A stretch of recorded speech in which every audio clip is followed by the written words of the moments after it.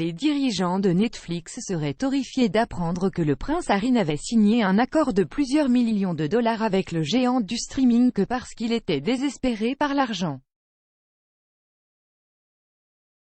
Harry est resté silencieux après qu'une version filmée de la comédie musicale de Broadway, Diana, The Musical a atterri sur la plateforme de streaming Netflix la semaine dernière. Le rédacteur en chef du journal du Daily Mail, Richard Eden, a déclaré à Palace Confidential que Harry est un peu embarrassé après avoir signé un accord de mégawatts avec la société.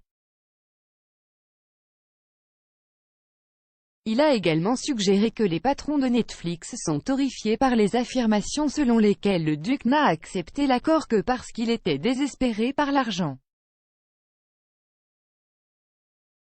La comédie musicale Diana, qui raconte l'histoire de la vie éblouissante et dévastatrice de la défunte mère de Harry, est arrivée sur Netflix, la même société qui a signé un contrat de 100 millions de dollars avec les Sussex.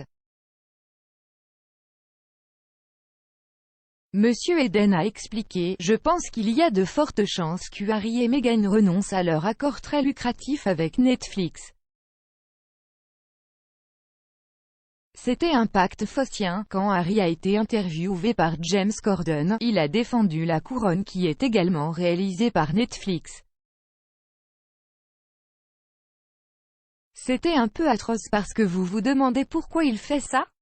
C'était comme s'il se justifiait peut-être. Dans l'interview de James Corden plus tôt cette année, Harry lui a dit: « Je suis bien plus à l'aise avec The Crown que je ne vois les histoires écrites sur ma famille, ou ma femme ou moi-même. Parce que c'est la différence entre la fiction, prenez-la comme vous voulez, et le fait d'être rapporté comme un fait parce que vous êtes censé être une nouvelle. J'ai un vrai problème avec ça. » Monsieur Eden a poursuivi: « Le fait est qu'il n'a aucun contrôle, il vient de signer un accord avec un énorme géant du streaming et ils peuvent faire ce qu'ils veulent. Et il y aura d'autres exemples de cela, j'en suis sûr, où il y aura des programmes qu'ils n'approuveraient pas, et ils n'ont pas besoin d'obtenir son approbation. Donc, cela le met dans une position inconfortable et je pense qu'il est un peu gêné à ce sujet.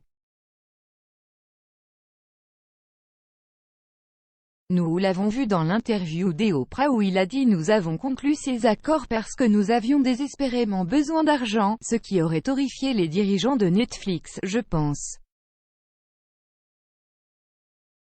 Parce que vous voulez recruter des gens qui ont vraiment envie de faire des programmes, et non pas pour un petit peu d'argent. »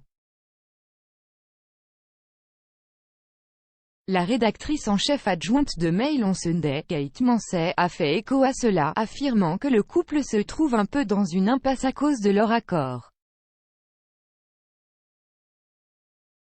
Elle a ajouté que The Crown est beaucoup plus dommageable que la comédie musicale Diana.